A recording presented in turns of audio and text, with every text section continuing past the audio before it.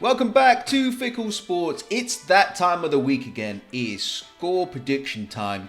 Game week 20. I'm Gary, as always, joined by the very unlovely assistant Alex. And wherever you are, thanks for joining us. We really appreciate it. To a very cold UK at the moment. Snowing. I'm staying safe indoors as usual. Just to be clear, he stays in safe like kind of 24/7. This is even before COVID. He's just a very boring individual. I'm scared of the outside world, as always. Let's get into scores. Actually, no, let's not. Before we do that, as always, we just want to say a quick but a very big thank you to every single one of you subscribers and all you new subscribers, everyone who comments on every single one of our videos. We genuinely really appreciate it. And before we get into the scores from last game week, as we didn't get any suggestions last game week, if you guys have any suggestions for a new video, do let us know in the comments, as we are taking on any help that we can get.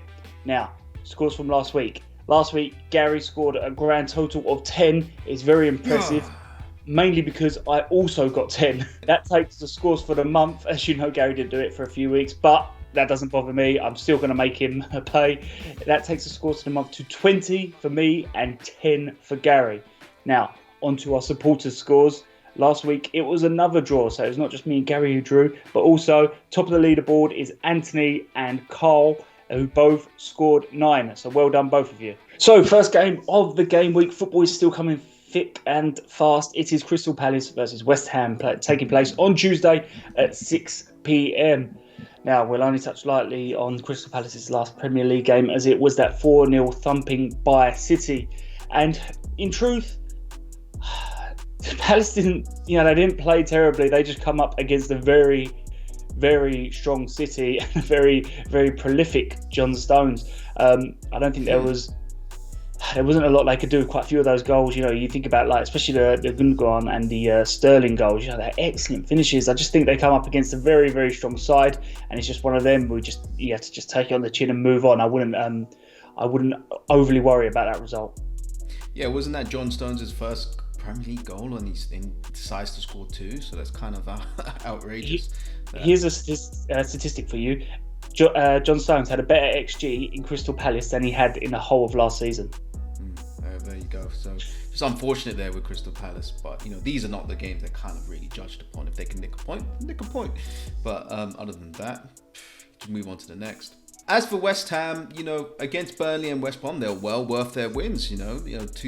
Two wins is great, and clean sheet against Burnley, although they could have scored more. Over the 2 games, the star man has got to be Mikel Antonio, because he's coming back from an injury and he's not 100% fit. But what I loved in the 2 goals that he scored is that he sniffed out the opportunity against Burnley. Like, how often do you see strikers not fully prepared for when a cross comes in and they assume the defender's going to clear it?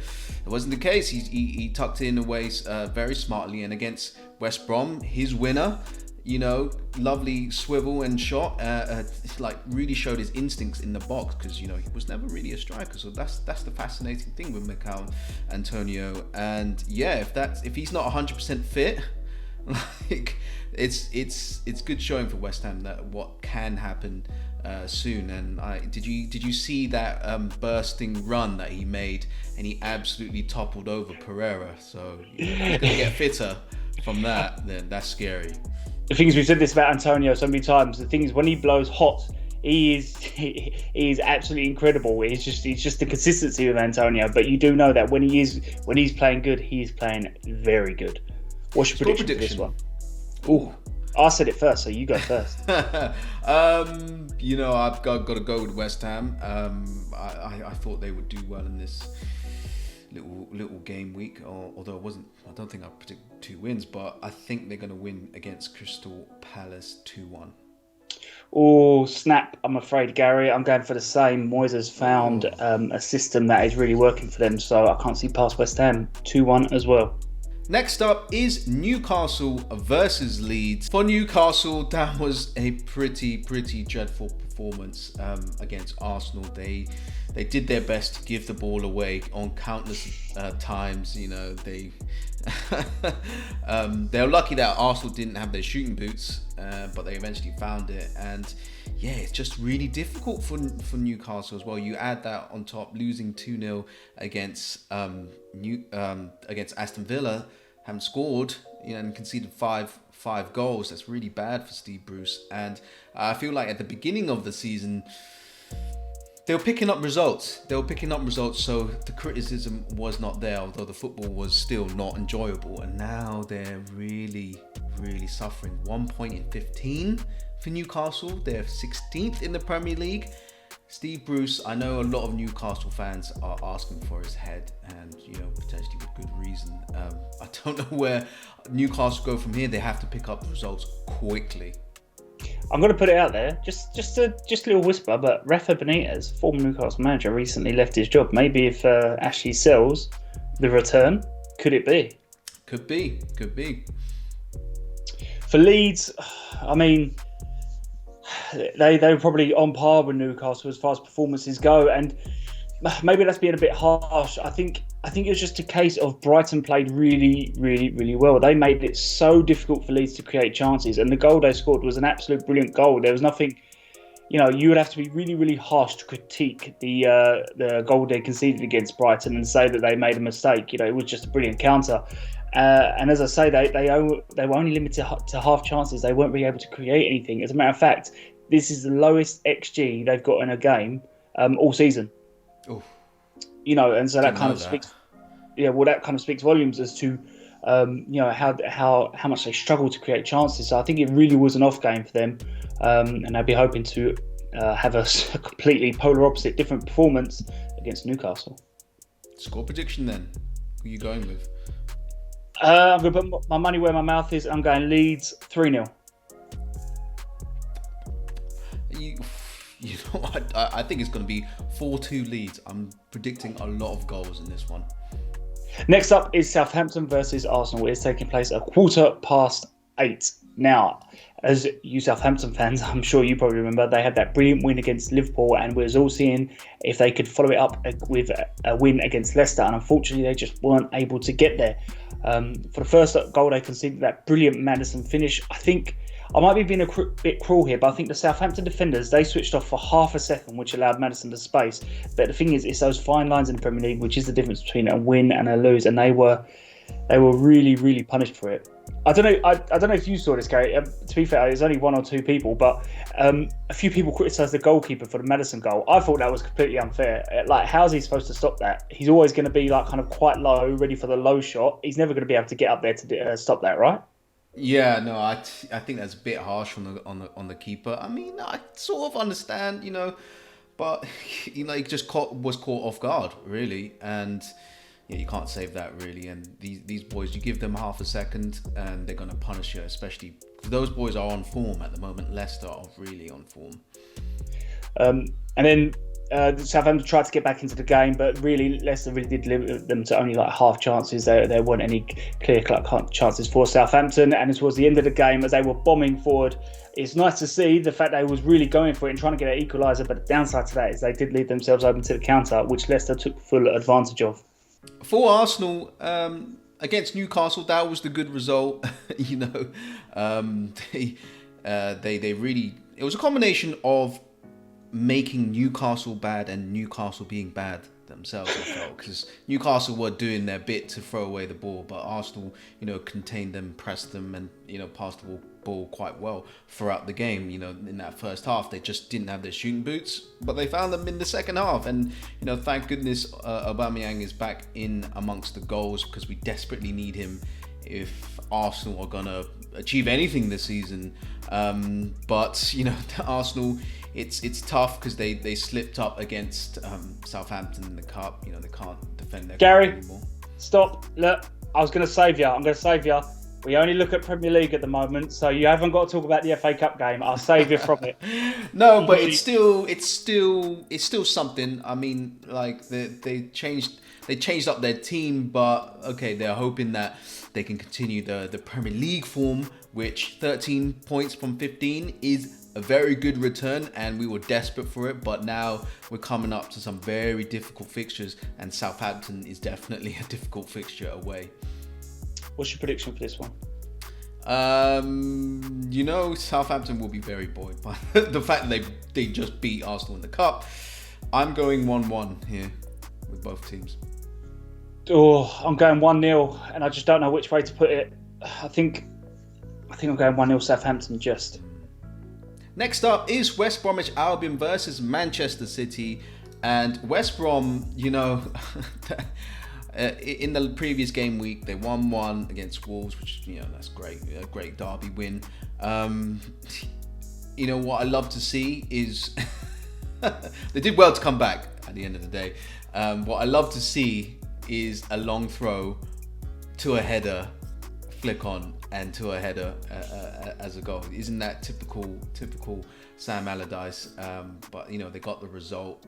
It was pretty disappointing against West Ham United because they could really build upon that win against Wolves, but they failed to do that against West Ham. They just couldn't stop conceding and giving up spaces in defense and midfield, and they really struggled against West Ham, and West Ham could have scored way more. But even at the end, there was a massive chance by Gallagher who missed that. But I feel like winning 1 game out of every 2 games might be just enough. So if they can keep up this sort of form, then it might be enough to stay up. Well, for Manchester City, they are coming on really, really strong now, and it's no surprise that a lot of bookies have them favourites to be winning the Premier League, as I'd certainly say performance-wise, they are right at the top. They obviously had that 4-0 win against Palace, and there was some fantastic technical skills on show there. You had that De Bruyne cross. I mean, it was disgusting. Let's be honest, it was absolutely filthy. There's no place for that in the Premier League. And you have Gundogan, who just can't stop scoring at the moment. Spoiler Aguero, I keep telling you, he's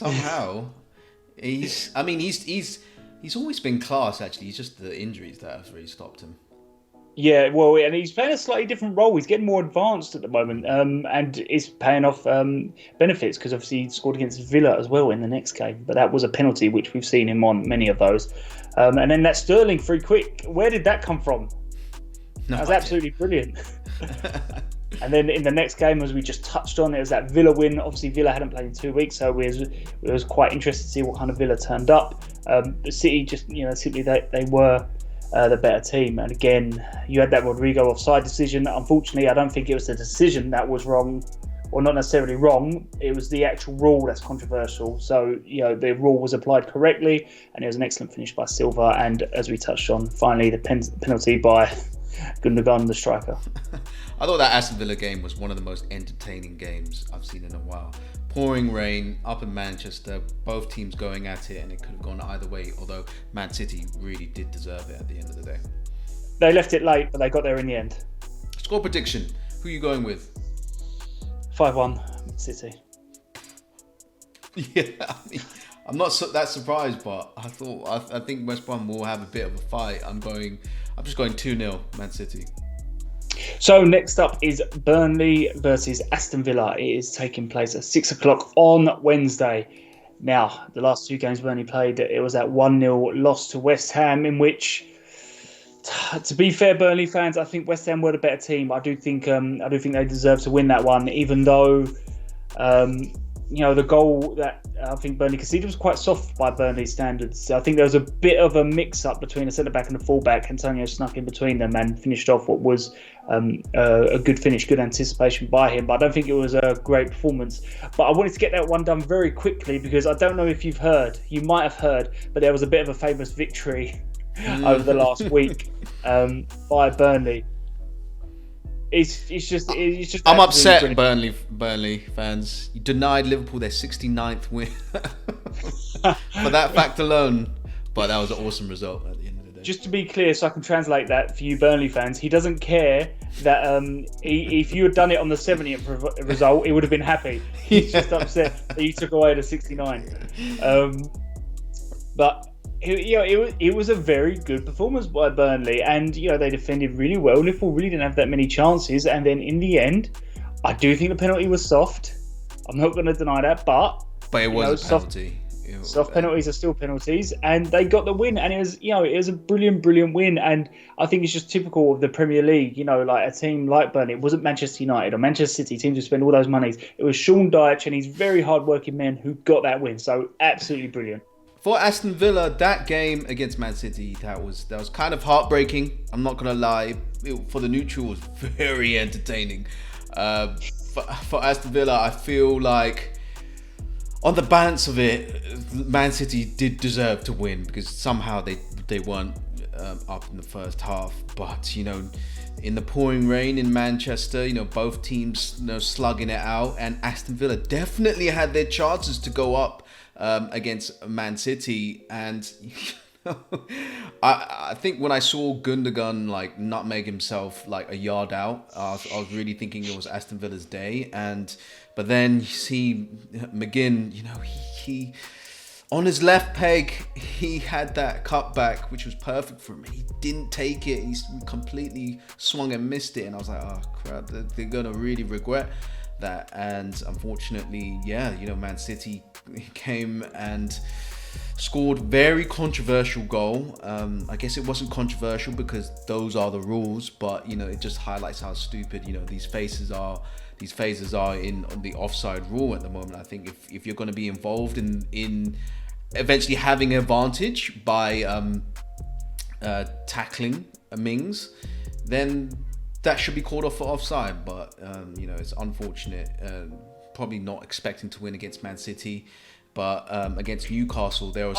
Can I just say before you go to this, I think Villa should have been awarded a point purely for Dean Smith. I think his words to the ref were, "Did you get juggling balls for Christmas?" They deserve a point just for that. Yeah. It's unfortunate, but what can you do? Those are the current rules at the moment. And against Newcastle, that was a very good win. They bounced back. That man Bertrand Traore, his ability just to drop the shoulder and just trick everyone in tight spaces, I really love. And that was an amazing finish. Smacked. Every goal that I see that hits the bar and goes in, that just makes the goal like 50% better. And it was a very good win. And hopefully Aston Villa can build upon this. The last two very good performances. What's your prediction for this one?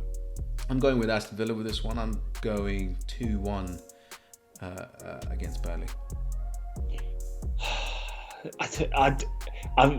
My heart is telling me, my head is telling me to go with Villa, but I'm going to go a little bit with my heart, and I'm going to go with a 0-0. Wow, okay. Carl's going to be upset with me. I can feel it already. 0-0 is a bit of, I don't know how many 0-0s there are in the Premier League, but okay. Next up is Chelsea versus Wolves, and for Chelsea, that game against Leicester, that was supposed to be a massive game. That was a massive game. They need to get back into the Champions League because Champions League is an absolute minimum for Chelsea because they got there with they got there last season without the investments they made, and they pile the pressure on top of Frank Lampard, and now it's all the chemistry is all muddled up. Nothing seems to be working for Chelsea. And that was a horrible game against Leicester because they just got dominated from first minute to last. And you can see the pressure really getting to Frank, who's, calling out reporters and journalists in press conferences. It's not good to see. And, it could have been worse, actually. I felt like Leicester could have scored more than 2 goals. So Chelsea have to fix it very quickly against a tough Wolves team. For Wolves, it was that 3-2 result against West Brom, and I'd be really quite upset if I was a Wolves fan because obviously they had it there. I know they went 1-0 down and then went 2-1 up, and the thing is, Wolves they have the quality to keep that result, and they know that. So it'd be really frustrating for a Wolves fan. The Bolly penalty, I do think it was a foul. Obviously, they have this new rule where if it's on the line, so I think as per the rules, it was a pen. But it was a foul. But the Silva goal, I thought that was a really good bit of play and an excellent finish by Silva. Bolly then made up for it with his goal. And then it went a bit downhill. To be honest with you, I think for the second goal, I don't think it looks really bad when you watch it, but I don't think there's a lot they could have done about that. Does that make sense to you, Gary? Yeah, but You know, I know what you mean, but it's just the manner in which they concede those that's just disappointing for Wolves. yeah, it just looks terrible. But if you actually analyse the individual players and what they could have done differently, it's actually quite difficult to stop that goal from happening. Can't be said for the third goal. I think it was a penalty. It was another silly challenge. Yes, it was soft, but soft penalties are still penalties. And then Catrone, the man who they shipped out on loan and they want to get rid of, he could have saved the day, but unfortunately he just lacked that little bit of composure towards the end. So not a great result for Wolves. This might be a potentially tricky one to predict. Chelsea versus Wolves. Who you got? Well, that's why I'm going with a 2-2. Ooh, I'm going. I think Chelsea are gonna win this one. They're gonna get back to it. Yeah, they're under pressure, but I'm going 2-1. Next up is Brighton versus Fulham. Now, Brighton, it's the moment I've been waiting for. I've been waiting to say this all season, but I can 100% say, and you know what? It's not just me, Brighton fans. You're not alone. Kato, who's on our group, who's on our comments all the time, who we enjoy chatting to, he's with me on this one. But that was a performance and a result which were both equally good. You did it. It was an absolute brilliant performance by Brighton, and it was a brilliant result. Defensively, they started, I think, a little bit like it was a little bit scary in the first few minutes. Leeds had that chance where the ball went across the 6-yard box, but then from that moment onwards, they just got better and better. They defended so well, and then the goal was a moment of real quality. It was an excellent counter, and in the end, there's nothing better than when you see a goal where it ends up being an open goal because of the way they played the ball through. It was a really, really brilliant goal, and it was an excellent performance, and it's what I've been waiting for, Brighton fans. Let's hope, for your guys' sake, because we're going to remain unbiased, but let's hope that they can maintain that performance. Yeah, bored of saying the same thing about Brighton. They've been leaving money on the table all season, but finally. For Fulham, they just couldn't hold on against Man United. They really couldn't hold on. And I felt like, going up 1-0, like that's never bad. But it kind of felt like they went 1-0 up so soon. It might have, it was a bit too much to hold on for the entire game. And I felt like that goal was good. It was a great run by Lookman, and so simple. Who would have thought? Ball over the top. None of this pressing stuff and whatnot. Pogba didn't track Lookman, who finished very well. But these simple defensive mistakes. Areola kind of spilled it straight to Cavani, and that was disappointing for a team scrapping at the bottom. You just can't give away those mistakes. And Pogba, if you look at it, it is a fantastic piece of skill to score that with his left peg. But at the same time, I just think with Fulham, if you just close them down a little bit, put a play in front of him, that goal was not happening. And on top of that, Loftus-Cheek, those were 2 gilt-edged chances to miss, and you got to take them if you're going to take anything in this Premier League. I was watching that, I was making notes, and I saw those chances, and I threw my pen across. That will forever be known as the Loftus-Cheek pen, and that's really disappointing because they need these points desperately. What's your prediction for this one, Gary? I am going for a 1-1 between these two. Well, it's quite interesting you say that, because I feel like these two teams, they personified kind of playing really well but not necessarily getting the points the performance is deserved. So I'm going with a 0-0. 2 0-0s. I must be ill. What is going on? What's Gareth? going on? That doesn't going for 2 0-0s. That's very rare. Okay, I don't mind. It's good for me. Next up is Everton versus Leicester. And Everton, it feels like an eternity since Everton played.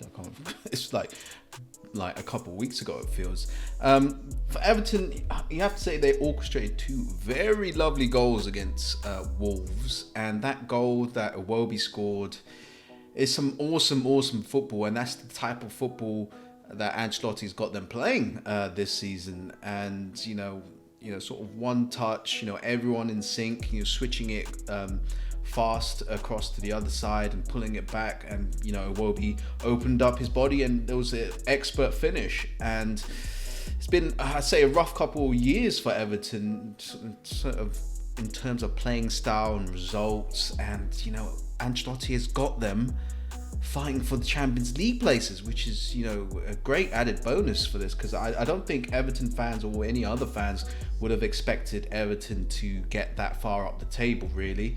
Although Ancelotti is a super high pedigree manager and is definitely capable of it, but Everton haven't been in European competition for quite a few years now, so they're looking good. They are looking good. Things are gelling, and hopeful for Everton. Yes, I do agree with Everton with you there, Gary. But the issue they've got is they're coming up against a very, very strong and a very informed Leicester side. It's two nils in a row. It's 2 clean sheets in a row, and it's 2 goals for Maddison in a row. They are playing really well at the moment. In the Southampton game, it was a brilliant pass and finish by Maddison, and then they finished it off by, not only defending really well, but it was an excellent counter-attacking goal. And then they moved on to Chelsea, who were a slightly tough. It was a tougher game for them. I was about to say a tougher nut to crack, but obviously they scored really early. That Ndidi goal was absolutely brilliant. It was a fantastic dummy by Barnes, which he 100% meant. And then it was an even better dodge by Evans, the way he managed to get out of the way. Yeah. And it was that man again who capped off the game. Maddison scoring again. So they're looking really, really good at the moment, because let's not get this wrong. They deserved both of those victories. They are playing really well. Yeah, I feel with Leicester is like one of their most complete performances, because early in the season they did beat Manchester City, but that was counter-attacking quite significantly. But against Chelsea, from minute 1 to minute 90, I felt like they dominated and they outsmarted Chelsea tactically, so it's a great result. What's your prediction for this one? I like both teams at the moment, although I'm going to edge it to Leicester because they're on form, and I feel like Everton haven't played in a while, so I'm going 2-1 Leicester. Leicester they've been really probably maybe the second best team away from home this season, so I'm going 1-0 Leicester. Next up is Manchester United versus Sheffield United, and Man United against Fulham yet again responded to the challenge of going back on top, and they did it again. It was kind of alarming that they conceded so early on, but they did very well to come back against Fulham, really capitalizing on good finishing. And Paul Pogba, what a great goal! Unlocked the team again by a moment of magic. Do I think Fulham, afforded Pogba some space and probably should have closed him down? Yes, but at the same time, it's a great finish. That Pogba, I do think. If like the week before we said that he was slightly fortunate, I think maybe he wanted to prove us wrong, because as all you guys know, Pogba listens into us every week, so he probably wanted to prove us wrong after listening to our video. That's the conundrum with Paul Pogba. I've never seen someone with the ability, with skill, to break past 2 players and then use his athleticism to charge through and just really kind of be a cheat code, but then at the same time just randomly pass it to opposition player 6 meters away.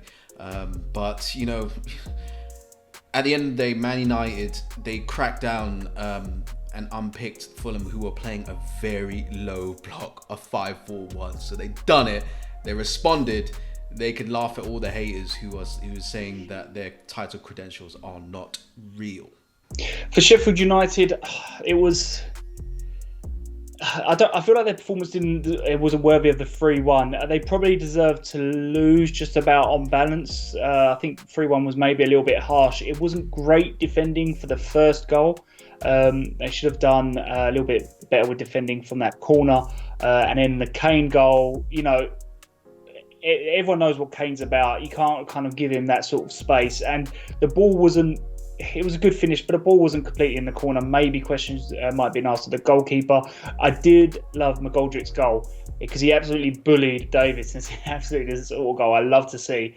Mm-hmm. Davis didn't have a chance. McGoldrick absolutely smothered him. It was a really good goal. And then, just as Tottenham have been a bit of.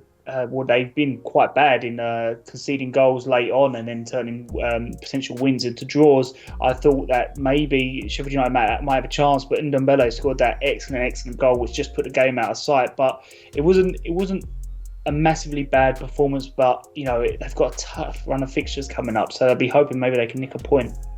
Yeah, Man United away. What do you think? Do you think Man United's gonna re-cement their place at the top? I do. I think it's going to be 2-1 Manchester United.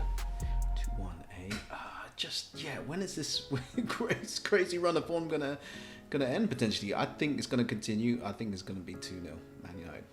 Next up, we're on Thursday at 8 p.m. is Tottenham versus Liverpool. Now, Tottenham in that game against Sheffield United, which we just touched on, they scored from a corner, which is quite rare for Tottenham. Aurier with that header.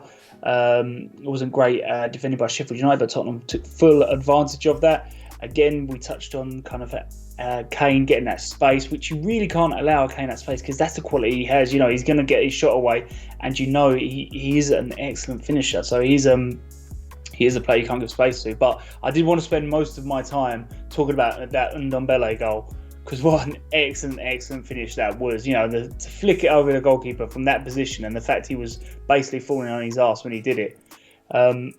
What a brilliant bit of skill, and he was the player of the match as well. He played really, really well. He was just constant menace for Sheffield United, and he was just constantly dragging Tottenham forward. So it was a good performance for them. But for Liverpool, it is worrying times because they just can't seem to score. They really can't seem to score currently against Man United.